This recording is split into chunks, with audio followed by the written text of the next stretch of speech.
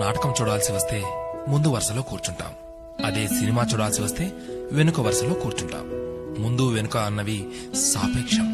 సబ్బును తయారు చేయాలంటే ఆయిల్ కావాలి. అదే చేతికి అంటిన ఆయిల్ ని పోగొట్టుకోవాలంటే సబ్బు కావాలి. చిత్రంగా ఉంది కదూ, జీవితం కూడా ఇంతే.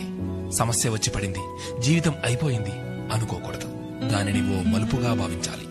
ఈ ప్రపంచంలో ఇద్దరు ఆనందిస్తారు. ఒకరు పిచ్చివాళ్లు, మరొకరు చిన్నపిల్లలు. గమ్యాన్ని చేరుకోవాలంటే పిచ్చితనం కావాలి.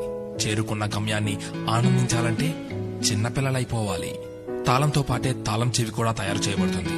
ఒకటి లేకుంటే రెండోది తయారు కాబడదు. అలాగే పరిష్కారం లేకుండా సమస్య కూడా రాదు. తోటా కంటే శక్తివంతమైనది మాట. ఒక్క మాటతో సంబంధం తెంచేసుకోవచ్చు. ఒకే మాటతో లేని బంధాన్ని పెంచేసుకోవచ్చు కూడా. మనిషి సమాజంలో సూదిలా బ్రతకాలి కాని కత్తెరలా కాదు. సూది పని ఎప్పుడు జోడించడం మాత్రమే, కత్తెర పని ఎప్పుడు విడదీయడమే. అందరినీ కలుపుకుంటూ బ్రతకాలే గాని కత్తెరలా విడదీస్తూ కాదు. నిజాన్ని మార్చే శక్తి ఈ ప్రపంచంలో ఎవ్వరికీ లేదు.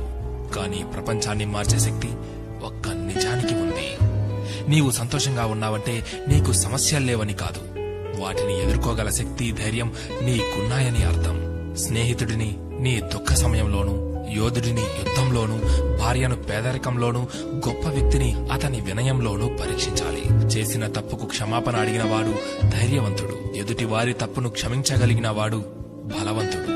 కష్టం అందరికీ శత్రువే, కానీ కష్టాన్ని కూడా చిరునవ్వుతో స్వీకరిస్తే అది సుఖమై నిన్ను ప్రేమిస్తుంది. ఓటమి లేని వాడికి అనుభవం రాదు, అనుభవం లేని వాడికి జ్ఞానం రాదు.